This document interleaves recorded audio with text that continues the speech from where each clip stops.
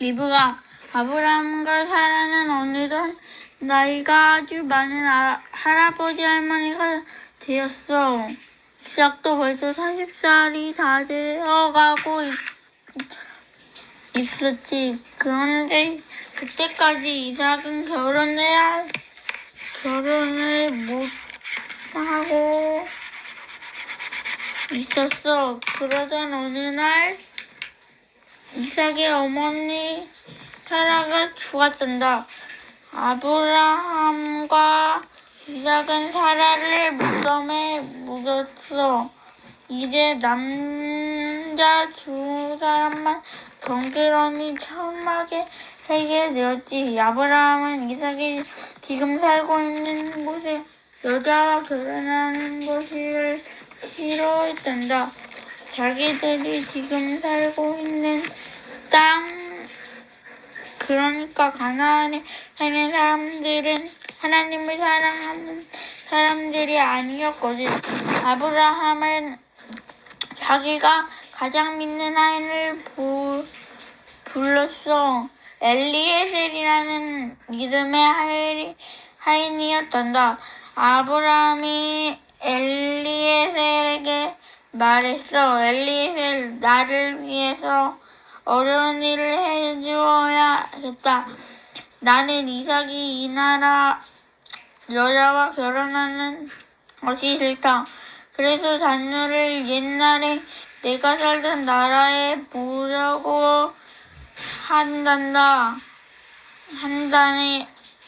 그곳에는 우리 가족이 아직도 살고 있지.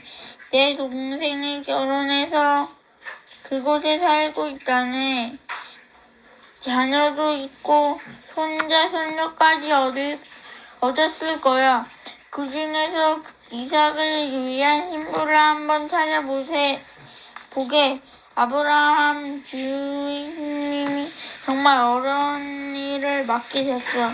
엘리에셀은 처음부터 걱정이 이만저만이 아니었단다. 하지만 주인이 아브라함의 말씀을 따라 길을 떠났단다. 엘리에셀은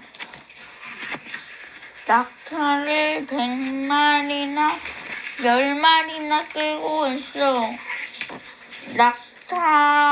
낙타를 그렇게 많이 끌고 간 이유가 뭘까? 나중에 신부를 태우고 올 낙타 한 마리만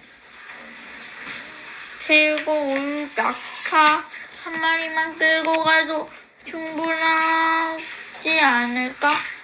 아니야. 엘리에셀은 낙타를 10마리나 끌고 갔다니까.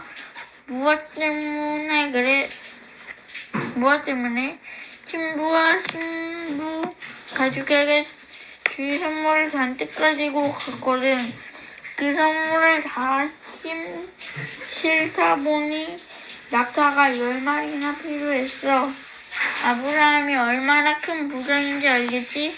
엘리에셀은 여행을 하는 동안 낙타를 돌볼 하인도 서너 데리고 갔단다.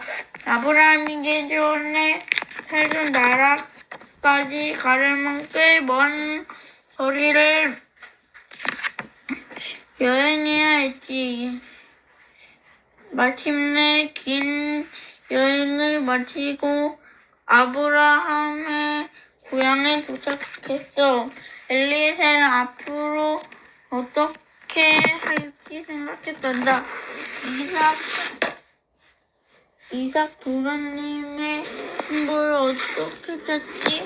이곳에는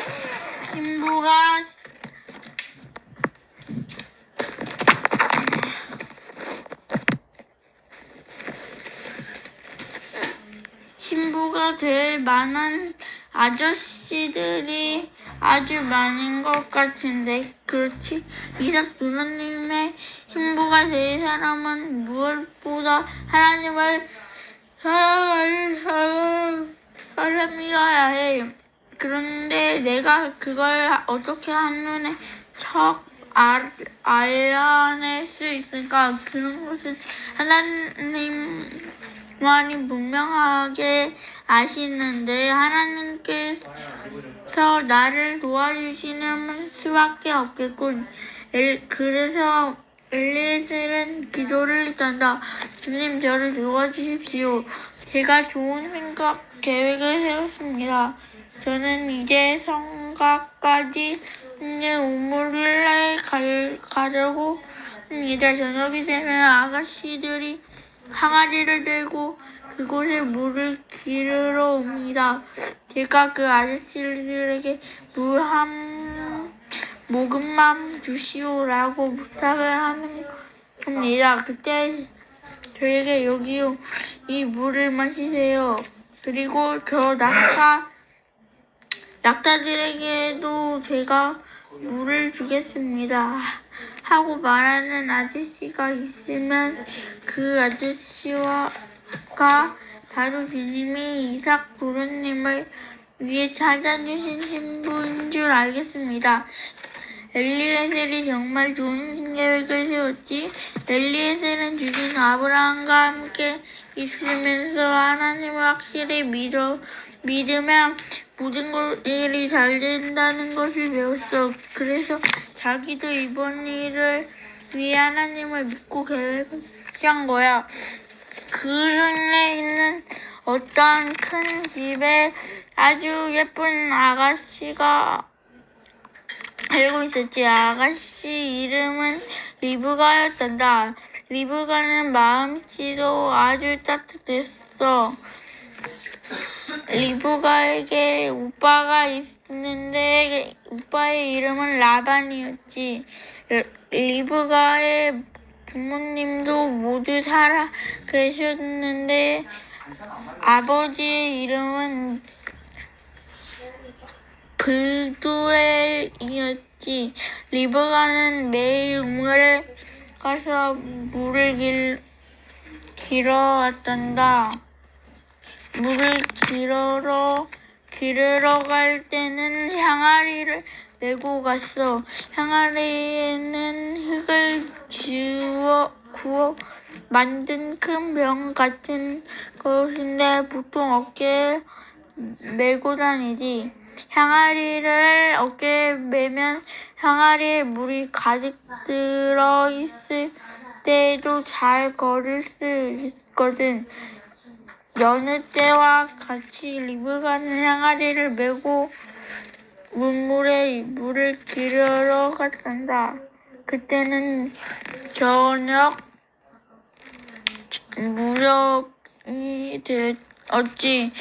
우물에 도착한 리브가는 저쪽에 어떤 사람이 서 있는 것을 보았어. 한 번도 본 적이 없는 낯선 사람이었지. 이 근처에 사는 사람이 아닌 것이 분명했어.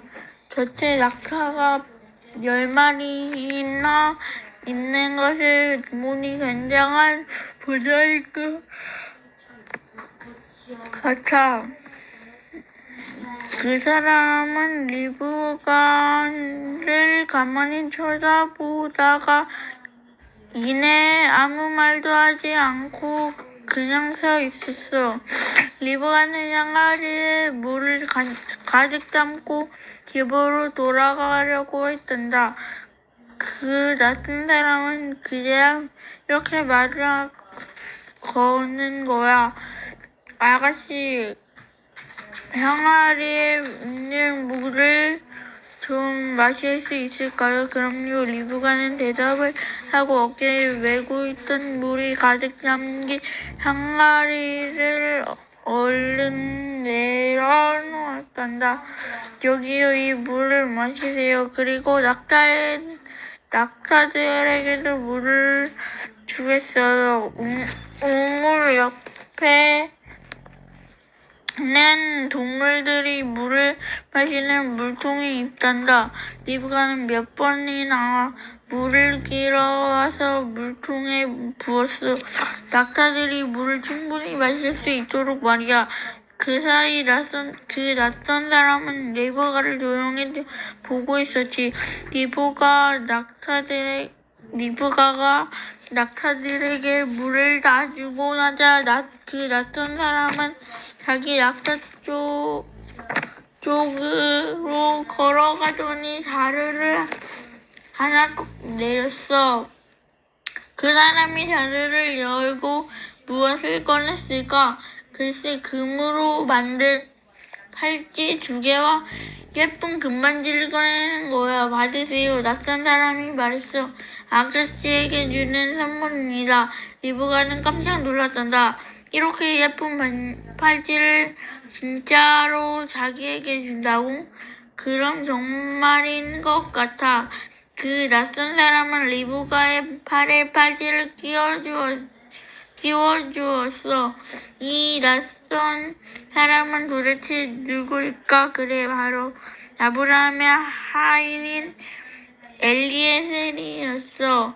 엘리에셀이 리브가에게 말했어. 아가씨 이름이 뭐지요? 혹시 오늘 밤 아가씨 아버지의 집에서 잘 수 있을까요? 나뿐만 아니라 내 하인들과 낙타들도 함께 쉴 수 있을까요? 리브가가 말했어. 저는 리브가라고 해요. 저의 아버지는 브두엘이에요. 저희는 아주 큰 집에 살아요. 오늘 밤 저희 집에서 주무셔도 됩니다. 저희 집 마구간에는 낙타들이 자리도 충분해요. 아마 저희 아버지께서도 아주 좋아하실 거예요.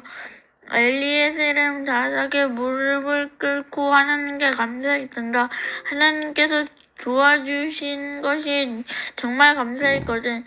우물에서 물을 달라고 처음으로 부탁한 그 아가씨가 바로 하나님께서 이삭을 위해 미리 준비해 두신 아가씨였어.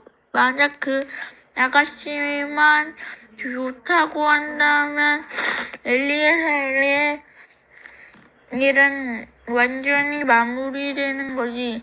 그 사이 리브가는 한다름의 집으로 달려갔어. 그 낯선 사람에게 자기 집이 어디 있는지 말하는 것도 있고 말이야.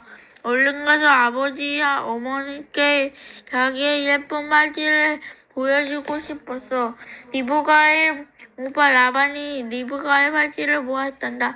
그 팔찌는 어디서 난 거니? 라반이 물었지. 라반이 보기에는 애도 그 팔찌는 아주 비싼 물건이었거든. 우물에 있던 어떤 사람이 줬어. 리브가가 대답했지. 그 사람은 낙타를 10마리나 가지고 있어. 그리고 하인들도 1~2명이나 데리고 왔어. 오늘 밤 우리 집에서 주무시겠대. 그 말을 듣고 라반은 이렇게 생각했어. 그 사람은 아주 부자인가 봐. 어쩌면 나한테도 비싼 선물을 줄지 몰라. 얼른 가서 그 사람을 우리 집으로 데리고 와야지.